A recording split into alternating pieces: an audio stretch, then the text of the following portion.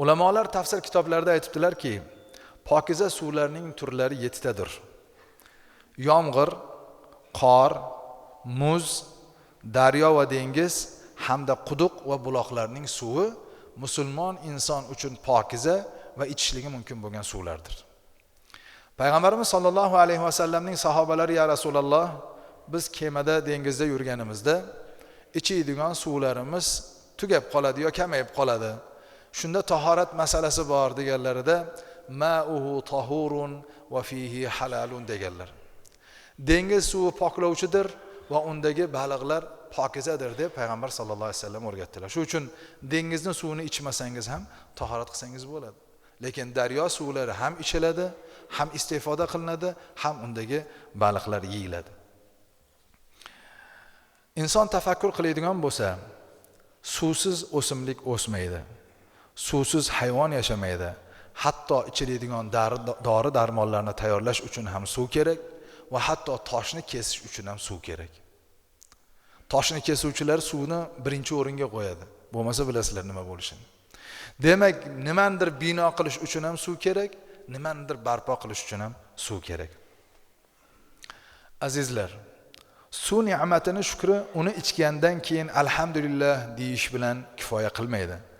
Balki uning shukri uni asrab avaylashdir, isrof qilmasligidir. Payg'ambar sollallohu alayhi vasallam suv ichishning odobini o'rgatdilar. Bismillah deb ichamiz, ichib bo'lgandan keyin alhamdulillah deymiz. Nima uchun? Bismillah deyishimiz suvga baraka bersa, alhamdulillah deyishimiz shu ne'matga nisbatan shukr qilishlikdir. Bu bir odob.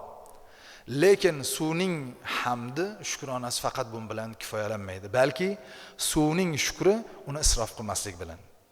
Alloh taolo Qur'oni Karimda va kulu washrabu va la tusrifu innahu la yuhibbul musrifin. Ey bandalarim, men sizlar uchun manfaatli qilgan halol, pokiza taomlardan yenglar. Va men sizlar uchun yaratib qo'ygan pokiza va halol ichimlikdan ichinglar-u, lekin isrof qilmanglar deydi. Shu o'rinda bir masalani aytib ketay.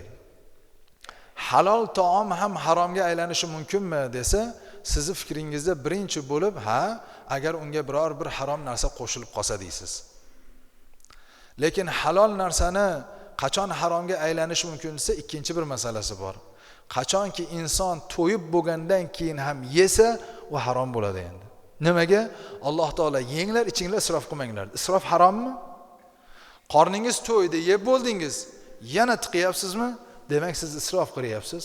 Bu ishingiz shariatda harom hisoblanadi. Garchandiki oldingizda turgan taom halol bo'lsa ham. Ichimlik ichdingiz, to'ydingiz, yana ortig'ini ichyapsiz. Xuddi bankaga suv quyasiz-da, banka to'ldi, yana suv quysangiz nima bo'ladi bu? To'kilaveradi, foydasi yo'q. Xuddi shuningdek Alloh taolo aytayapti, ichinglar mayli, lekin isrof qilmanglar. Chunki isrof haromdir. Demak, musulmon inson suvning shukri o'laroq hamd aytish bo'lsa, ikkinchisi esa uni isrof qilmaslik bo'ladi.